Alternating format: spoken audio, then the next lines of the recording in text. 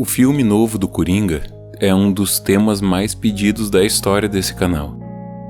Eu não posso fazer um bom vídeo sobre esse filme, pelo menos agora, porque eu não assisti esse filme e eu não tenho nem certeza se eu quero assistir esse filme. Pelo menos não agora. Tem tanta gente falando a respeito, falando bem, falando mal, decodificando as mensagens do filme, fazendo relações com coisas e pessoas da vida real. E eu realmente acho muito improvável que, se eu assistir esse filme agora, eu não vá meramente reproduzir essas visões que outras pessoas já me passaram.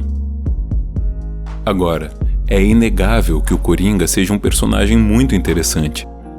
Um dos motivos que fazem com que ele tenha tanto apelo é o fato de ele ser tão extremo. O rock é um gênero musical que também ficou muito conhecido e foi muito apreciado por ser o lar de artistas e obras de arte que exploravam esse extremo.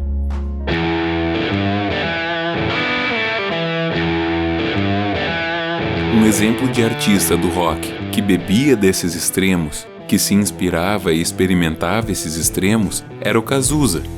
Tanto na época do Barão Vermelho, quanto na sua carreira solo, o Cazuza era famoso por ser exagerado, por ser extremo. Tanto até que ele é comparado com muitos artistas do romantismo, um período conhecido pelos seus exageros.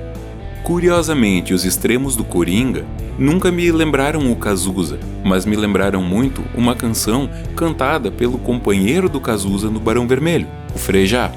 Em 2001, ele lança a canção Amor Pra Recomeçar, que não é uma das suas canções mais rock and roll, mas me lembra o Coringa, porque em dado momento da música, ele diz: "Desejo que você descubra que rir é bom, mas rir de tudo é desespero." Mas vale acrescentar, rir de tudo não é só desespero. Rir de tudo é sinal de que você se dessensibilizou, de que você não tem mais compaixão pela desgraça do outro. Porque rir da própria desgraça é muito diferente de rir da desgraça do outro. Ainda mais quando se causa essa desgraça no outro para poder rir dela. O mundo e o YouTube estão cheios de comediantes que fazem qualquer coisa para arrancar uma risada às custas da desgraça das outras pessoas. Frejá provavelmente não sabia, mas essa década na qual ele lançou essa música seria recheada de discussões a respeito de quais são os limites do humor. Até que ponto você pode e você deve fazer mal a outra pessoa para arrancar uma risada. Pesquisando a respeito dessa canção de Frejá, eu encontrei dezenas de fontes que diziam que ela era inspirada em um poema do escritor Victor Hugo, o que me pareceu muito curioso. O Victor Hugo é um escritor romântico. Os escritos dele não parecem muito com o Frejá, parecem mais com o Cazuza. Eles são cheios de extremos, de exageros. Não foi, portanto, uma grande surpresa quando eu descobri que o poema que inspirou essa música, na verdade, não foi escrito pelo Victor Hugo.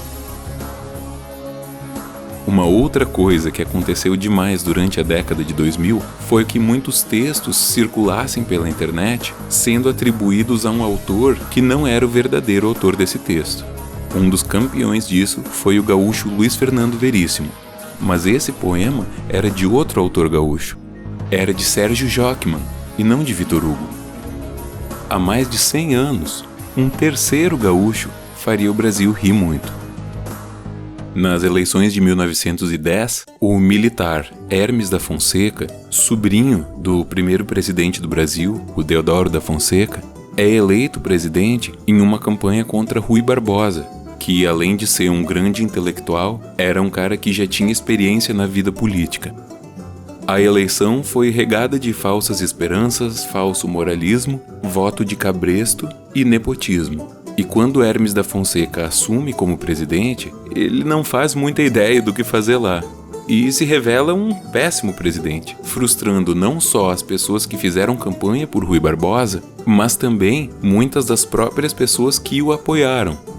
Muita gente achava que, por ele ser um presidente tão ruim, o Hermes da Fonseca não conseguiria terminar o seu mandato.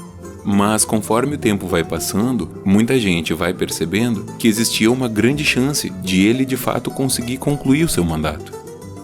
A reação de muitos brasileiros foi rir, e rir muito. e fazer muitas piadas. E o país foi tomado de pessoas fazendo piadas e ridicularizando o Hermes da Fonseca, que, apesar disso, conseguiu cumprir o seu mandato até o final.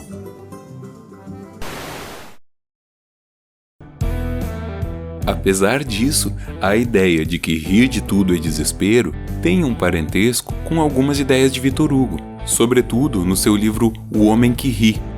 Esse livro conta a história de Gwynplaine, um homem que teve o seu rosto desfigurado de forma que ele fique em um eterno sorriso, e ele acaba ganhando a vida como uma atração de circo, fazendo as pessoas rirem. Agora, veja só como são as coisas. Além de ser traduzido para várias línguas e adaptado para um musical, O Homem que Ri também foi adaptado para o cinema, inclusive mais de uma vez. Essa é a primeira adaptação, de 1928. Dá uma olhada no Gwynplaine. Ele não lembra alguém? 12 anos depois, em 1940, Bob Kane, Jerry Robinson e Bill Finger, na edição número 1 da revista Batman, apresentam um personagem chamado Coringa. E o mundo vai dando voltas.